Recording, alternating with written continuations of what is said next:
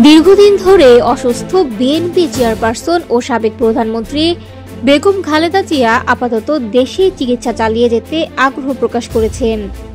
তিনি বর্তমানে রাজধানীর একটি বেসরকারি হাসপাতালে চিকিৎসাধীন এবং চিকিৎসকদের নিবিড় তত্ত্বাবধানে তার শারীরিক অবস্থার উন্নতির চেষ্টা চলছে। মেডিকেল বোর্ড জানিয়েছে, একাধিক জটিল রোগে ভুগলেও সাম্প্রতিক চিকিৎসা কার্যক্রমে তার অবস্থায় কিছুটা স্থিতিশীল এসেছে। এ সময় বিদেশে নেওয়ার প্রশ্নটি আবারও আলোচনায় এলে খালেদা জিয়া ব্যক্তিগতভাবে দেশে থেকেই চিকিৎসা নেওয়ার ইচ্ছা প্রকাশ করেছেন। চিকিৎসকরা বলছেন, এই মুহূর্তে তার অবস্থা নিবিড় পর্যবেক্ষণে রয়েছে এবং প্রয়োজন হলে পরবর্তী সিদ্ধান্ত নেওয়া হবে।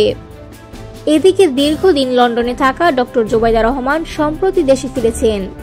তিনি সরাসরি হাসপাতালে গিয়ে শাশুড়ির চিকিৎসার প্রতিটি ধাপ দেখভাল করছেন, চিকিৎসকদের সঙ্গে নিয়মিত কথা বলছেন এবং চিকিৎসা সংক্রান্ত সিদ্ধান্তগুলোতেও সক্রিয়ভাবে ভূমিকা রাখছেন।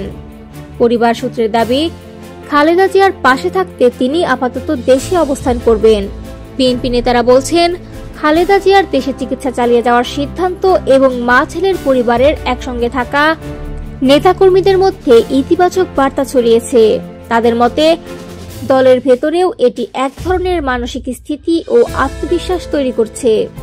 তবে রাজনৈতিক অঙ্গনে প্রশ্ন উঠছে, তার শারীরিক অবস্থা কতটা স্থিতিশীল এবং পরিস্থিতি তাকে আবার বিদেশে যাওয়ার পথে ঠেলে দেবে কিনা।